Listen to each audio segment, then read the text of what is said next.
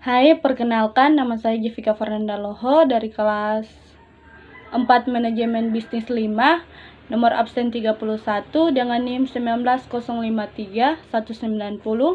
Baiklah, saat ini saya akan menjelaskan sedikit tentang korupsi. Pengertian korupsi adalah sebagai tindakan setiap orang dengan tujuan untuk menguntungkan diri sendiri atau orang lain atau suatu korporasi.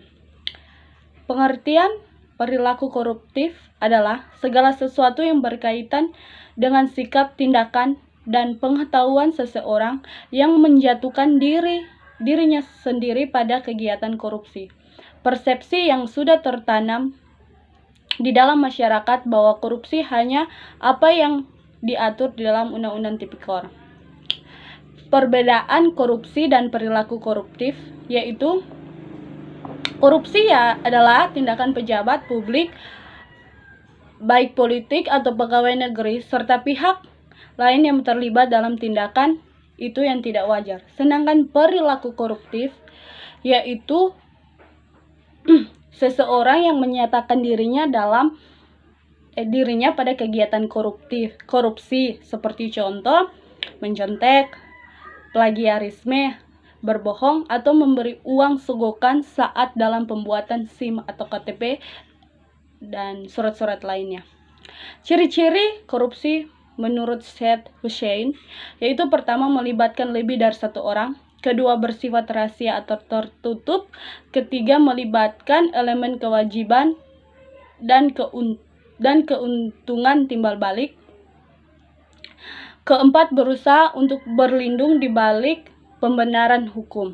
Jenis-jenis dan bentuk-bentuk korupsi yaitu pertama korupsi uang negara, kedua korupsi suap menyuap, ketiga korupsi tindak pemerasan, keempat korupsi pengelapan jabatan, kelima korupsi gratifikasi, keenam korupsi benturan kepentingan dalam pengadaan. Korupsi dalam perspektif budaya yaitu korupsi yang menjadi sesuatu yang dianggap biasa karena telah dilakukan baik secara sadar maupun tidak sadar dalam sikap hidup sehari-hari. Korupsi dalam perspektif agama. Pertama, dalam agama Islam, pengkhianatan terhadap harta negara dikenal dengan gulul.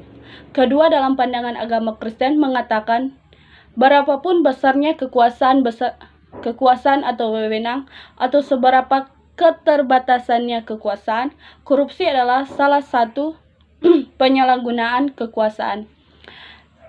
Yang ketiga, dalam agama Hindu ialah mengumbar hawa nafsu, misalnya mencuri, berzinah, madat, berjudi, dan sebagainya. Yang keempat, perspektif dalam pandangan budaya. Dalam pandangan agama Buddha adalah menahan diri dari mengambil barang-barang yang tidak diberikan pemiliknya. Sejarah korupsi di negara Indonesia yaitu ternyata sudah dimulai dari zaman kerajaan dan kesultanan.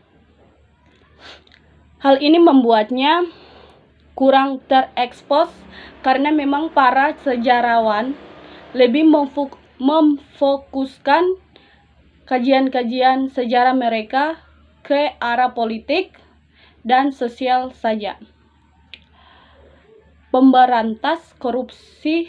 Sejarah pemberantas korupsi. Beberapa referensi menyatakan bahwa pemberantasan korupsi secara yuridis baru dimulai pada tahun 1957 dengan keluarnya peraturan penguasa militer dengan nomor PRT-PM-06-1957. Demikianlah penjelasan saya tentang korupsi. Terima kasih.